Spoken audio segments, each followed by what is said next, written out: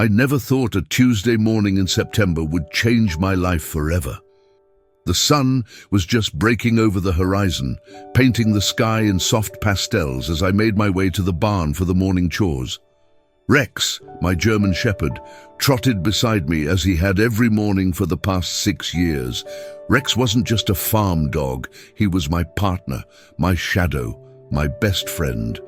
When I'd bought this small farm in rural Montana after retiring from the military, Rex had been a puppy. We'd grown into this life together, learning the rhythms of the land, the needs of the animals, the satisfaction of honest work. The morning air was crisp, carrying the scent of hay and the promise of autumn. Rex's ears were alert, constantly scanning our surroundings. Even during routine tasks, he remained vigilant, a trait that had served us well over the years. Whether it was alerting me to a fox near the chicken coop or sensing when one of the horses was feeling unwell, Rex had an intuition that never ceased to amaze me. As we approached the barn, I noticed Rex pause for a moment, his nose twitching. I didn't think much of it. There were always new scents on a farm: mice, raccoons, the occasional deer that wandered too close. I patted his head and continued toward the barn doors. "Come on, boy," I said, pulling open the heavy wooden door. "Let's get the horses fed."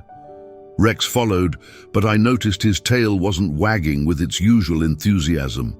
If I'd paid more attention to that small detail, maybe things would have been different. But hindsight is a luxury we don't have in the moment. Inside the barn, everything seemed normal at first glance.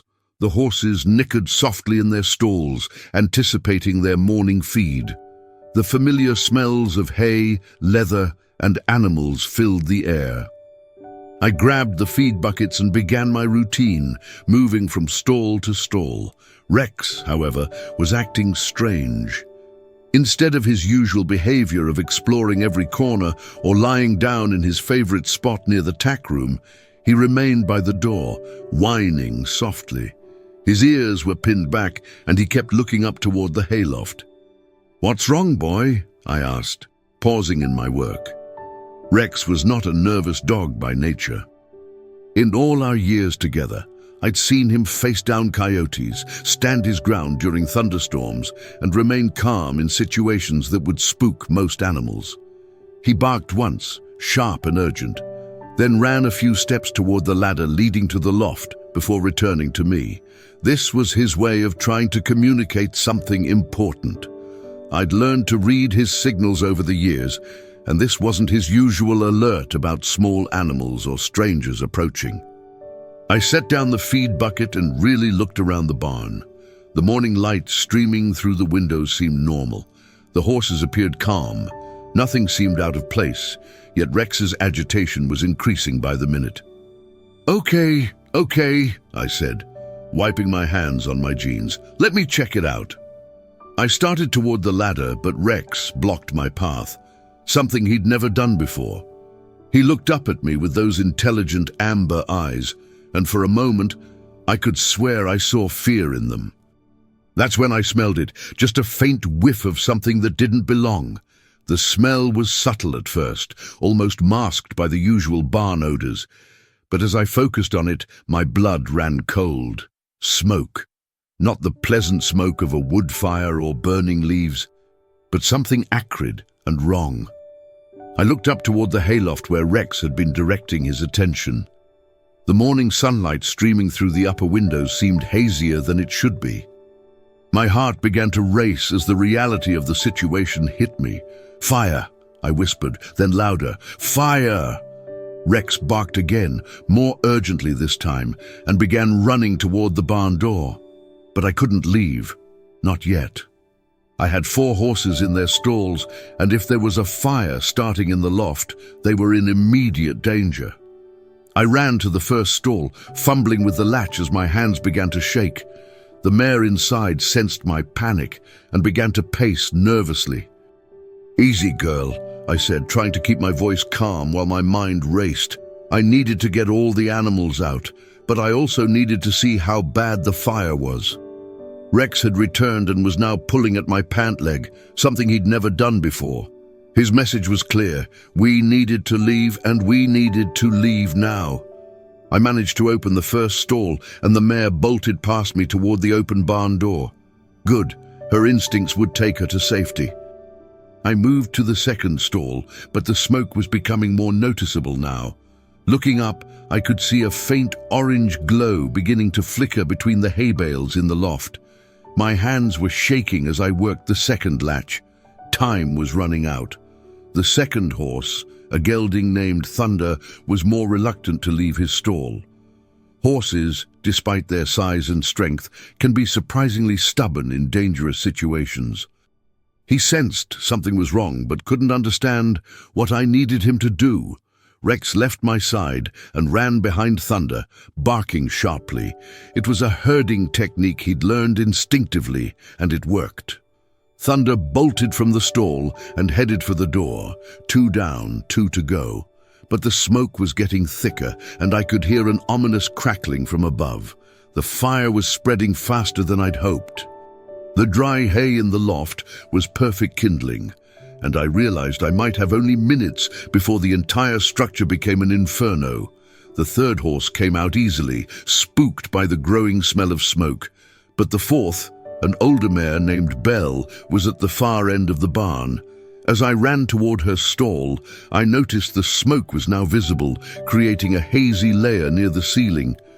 Rex was beside me every step, but his agitation had reached a fever pitch. He kept looking toward the door, then back at me, clearly torn between his desire to get us both to safety and his loyalty to stay by my side. Belle's stall was harder to open. The latch had always been finicky, and my shaking hands weren't helping. Above us, I could hear the fire growing stronger. Pieces of burning hay began to fall from the loft. Come on, I muttered, finally getting the latch open. Belle needed no encouragement. She could smell the danger and raced toward the exit. That's when I heard the sound that changed everything. A loud crack from above, followed by a shower of sparks. The sound came from directly overhead, a deep, groaning crack that spoke of structural failure. I looked up to see a section of the loft floor sagging, glowing embers falling through the gaps between the boards. The fire had found the support beams. I turned to run toward the door, Rex beside me, when the world exploded into chaos. A massive section of the burning loft floor gave way, crashing down exactly where I would have been if I'd taken another step forward. Burning hay and wooden beams created a wall of fire between me and the barn door. The impact knocked me backward, and I hit the ground hard. For a moment, I was stunned, my ears ringing from the crash. When I looked up, I realized the horrible truth. I was trapped. The main exit was blocked by burning debris, and the smoke was getting thicker by the second. Rex was barking frantically, running back and forth between me and the wall of fire. He tried to find a way through the flames, but it was impossible. The heat was intense, and I could feel it even from several feet away. Panic set in as I realized the gravity of the situation. The fire was spreading rapidly along the hay-strewn floor, and soon the entire barn would be engulfed. I looked around desperately for another way out. There was a small window near the back of the barn, but it was high up and probably too small for me to fit through. Rex suddenly stopped his frantic pacing and looked directly at me. In that moment, I saw something in his eyes that I'll never forget, determination mixed with what I can only describe as love. He had made a decision. Before I could understand what he was planning, Rex did something that defied every instinct a dog should have in a fire. Rex ran straight toward the wall of flames. My heart stopped as I watched my best friend disappear into the fire and smoke. "Rex, no!" I screamed, but he was already gone. For a terrifying moment, I thought I'd lost him. The roar of the fire was deafening now, and the heat was becoming unbearable. I crawled backward, away from the flames, coughing as the smoke burned my lungs. The barn was filling with toxic fumes, and I knew I didn't have long before the smoke alone would kill me. Then, through the chaos, I heard Rex barking from somewhere beyond the flames. He was alive, but where was he? And why had he run into the fire instead of away from it? My question was answered when I heard a different sound, the groaning of wood, but not from above this time. It was coming from the back wall of the barn. Rex was barking urgently from that direction, and suddenly I understood. There was another way out that I'd forgotten about. An old door that led to the pasture behind the barn. It had been boarded up years ago and was hidden behind stored equipment. Rex had remembered it. Somehow, in the chaos and terror of the moment, my dog had remembered a door I'd forgotten existed and had found a way to reach it through the smoke and flames. I could hear him clawing at something, his barks becoming more urgent. He was trying to open the door from the outside, but it was secured from the inside. I had to reach him, but the smoke was so thick now that I could barely see my own hands. Dropping to my hands and knees, where the air was slightly clearer, I began crawling toward the sound of Rex's barking. Crawling across the barn floor in the thick smoke was like moving through a nightmare. The air near the ground was slightly better, but not by much. My lungs burned with every breath, and my eyes streamed tears that had nothing to do with emotion and everything to do with the acrid smoke. Rex's barking guided me like a beacon. I could hear him clawing frantically at the old door, and occasionally his bark would change pitch. He was checking to make sure I was still coming. Even in this hell, he was thinking about me. I had to feel my way around stored equipment and tools, my hands encountering familiar objects made foreign by the circumstances. A wheelbarrow, some old fence posts, a pile of horse blankets. Each obstacle seemed to take forever to navigate around. The heat was getting worse. I could feel the fire spreading behind me, consuming everything in its path. The barn that had been my sanctuary, the place where Rex and I had spent countless peaceful mornings, was becoming a death trap. My hand finally touched the back wall, and I followed it until I found the old door. Rex was on the other side, his claws scraping against the wood. The door was secured with a simple slide bolt, but in my panicked state, and with my eyes streaming from the smoke, it took precious seconds to locate it.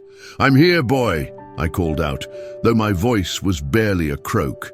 "I'm here!" The bolt was stuck, probably rusted from years of disuse.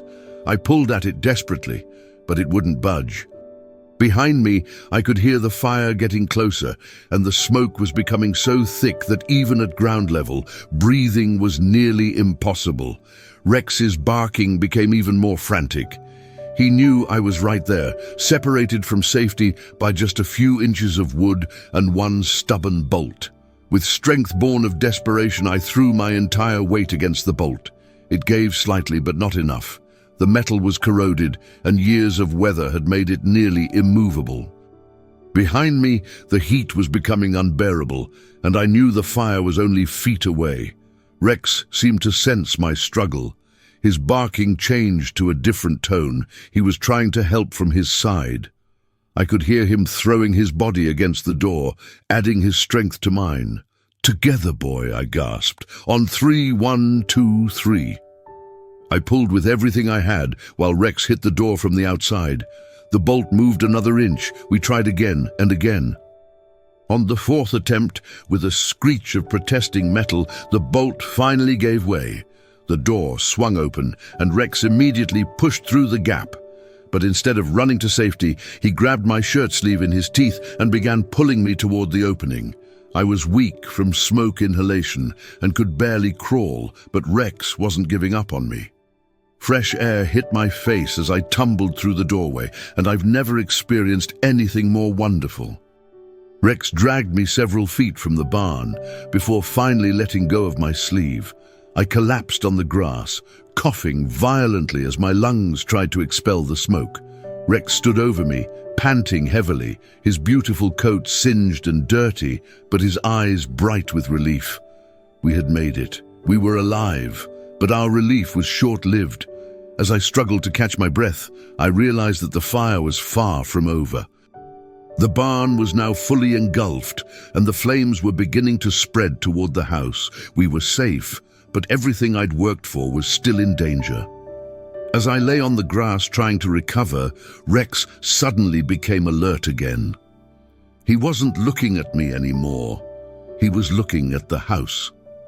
The wind had picked up, and sparks from the barn fire were being carried toward the wooden structure that had been my home for 6 years. I forced myself to sit up, my head spinning from the smoke inhalation. The barn was completely lost, a massive inferno that lit up the morning sky. But the house could still be saved if I acted quickly. "The hose," I croaked, pointing toward the side of the house where I kept a garden hose attached to an outdoor spigot. Rex seemed to understand immediately and ran toward it. I stumbled to my feet, my legs shaky but functional. The fresh air was helping, though my lungs still burned with every breath. I had to focus on what could be saved now, not what was already lost. Rex had found the hose and was barking at it, as if willing it to work by itself. I staggered over and turned on the water, grateful when a strong stream emerged. The water pressure was good. I might actually have a chance. I began spraying the side of the house closest to the barn, soaking the wooden siding and the roof edge. Rex stayed close, but I noticed he kept looking back at the barn. Something in his posture bothered me, but I was too focused on saving the house to pay proper attention. The wind shifted, sending a shower of sparks in our direction. I redirected the hose, trying to wet down everything the sparks might land on. Rex barked a warning, and I looked up to see a large ember heading straight for the roof. The water hit it just in time, sending up a hiss of steam. We were winning this battle, but it was going to be close. After what felt like hours, but was probably only 20 minutes, the immediate threat to the house had passed. The wind had died down, and I'd managed to soak everything thoroughly. The barn continued to burn, but it was contained now. There was nothing left to spread to. I finally allowed myself to collapse on the grass again, the hose still running beside me. Rex came over and lay down next to me, his head on my leg. We were both exhausted, both traumatized, but we were alive and the house was safe. As I sat there catching my breath, I began to process what had happened. The barn was gone, completely destroyed. All my equipment, the tack, the feed stores, everything. The insurance would help, but it would take time to rebuild. At least the horses were safe. I could see them in the far pasture, having instinctively run as far from the fire as possible. I looked down at Rex, my hero, my savior. His coat was singed in several places, and I realized I should check him for burns. "Come here, boy," I said softly. "Let me make sure you're okay." But as I began to examine him, I noticed something that made my blood run cold. There were burns on his legs and paws, not severe, but definitely painful. He had been hurt getting to that back door, hurt worse than I'd initially realized. "Rex," I whispered, gently touching one of the burned areas. He whimpered slightly, but didn't pull away. "Why didn't you tell me you were hurt?" That's when I noticed something else that stopped my heart. Rex was breathing strangely, short, shallow breaths that spoke of more than just exhaustion. Smoke inhalation in dogs could be just as serious as in humans, sometimes more so. I needed to get him to a veterinarian, and I needed to do it now. I scooped Rex up in my arms, surprised by how little he resisted. Normally, he would never allow himself to be carried like this, but he seemed to understand that something was wrong. His breathing was getting more labored, and I could see that his gums were an unhealthy pale color. My truck was parked near the house, far enough from the barn to be undamaged. I placed Rex gently on the passenger seat and drove faster than I'd ever driven in my life toward the veterinary clinic in town. It was 15 miles away, 15 miles that felt like 100. Rex lay on the seat beside me, his head in my lap when possible. I kept one hand on him, feeling his breathing, talking to him constantly. "Stay with me, boy. You saved my life. Now let me save yours. We're going to get through this together." But with each mile, his breathing seemed to get worse. The smoke had damaged his lungs, and unlike humans, dogs can't tell you when they're in distress. They just endure until they can't anymore. I called the vet clinic from my cell phone, explaining the situation. Dr. Martinez, who had been Rex's vet since he was a puppy, told me to bring him straight in. She would be waiting. "How is he breathing?" she asked. "Not good," I admitted, my voice breaking. "It's getting worse." "Drive carefully but quickly," she said. "We'll be ready for him." I hung up and looked down at Rex. His eyes were still alert, still focused on me, but I could see the struggle in them. This dog who had run through fire to save me was now fighting for his own life. "Almost there, buddy," I whispered. "Just hold on a little longer." Dr. Martinez and her team were waiting when I pulled up to the clinic. They had a gurney ready and immediately took Rex from my arms. I tried to follow them into the treatment room, but Dr. Martinez stopped me. "Let us work," she said gently but firmly. "We'll do everything we can." I was left alone in the waiting room, still covered in soot and smelling of smoke. My hands were shaking as the adrenaline finally began to wear off. For the first time since the fire started, I had time to really think about what had happened. Rex had saved my life. There was no question about that. If he hadn't alerted me to the fire, if he hadn't remembered that old door, if he hadn't guided me through the smoke, I would have died in that barn. And now he was fighting for his life because of injuries he'd sustained, saving mine. The waiting seemed endless. I could hear activity in the treatment room. Voices, the sound of equipment, the occasional bark from Rex that let me know he was still alive. But I had no idea what was happening or whether the treatment was working. Dr. Martinez finally emerged after what felt like hours, but was probably only 45 minutes. Her expression was serious, and my heart sank. "He's stable for now," she said, sitting down beside me, "but his lungs took a lot of damage from the smoke. We've got him on oxygen, and we're treating the burns, but—" She paused, and I knew what was coming.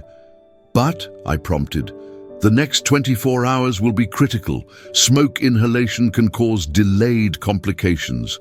We're doing everything we can, but I want you to be prepared for the possibility that his lungs might not recover fully." I felt like I'd been punched in the stomach. "Can I see him?" Rex lay on his side in the treatment room, an oxygen mask over his muzzle and IV lines running into his front leg. He looked so small and vulnerable. Nothing like the strong, confident dog who had saved my life just hours earlier.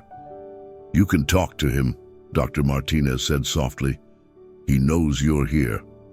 I pulled a chair up beside the treatment table and placed my hand gently on Rex's side.